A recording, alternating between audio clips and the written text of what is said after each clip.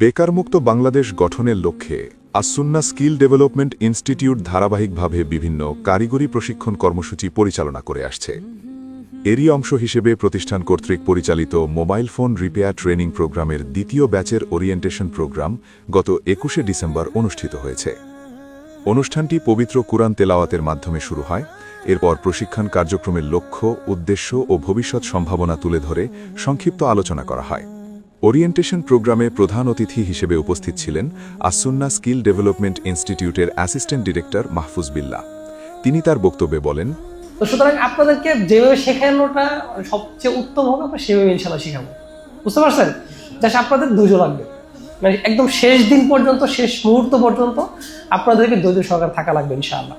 অনুষ্ঠানে আরও উপস্থিত ছিলেন প্রতিষ্ঠানটির অ্যাডমিন মাসুম বিল্লাহ এবং কোর্স কোঅর্ডিনেটর শরীফুল ইসলাম সহ প্রতিষ্ঠানের সম্মানিত শিক্ষকবৃন্দ। তারা কোর্সের মডিউল, থিওরি ও প্র্যাকটিক্যাল অংশ সম্পর্কে বিস্তারিত ধারণা প্রদান করেন এবং প্রশিক্ষণকালীন করণীয় বিষয়গুলো তুলে ধরেন।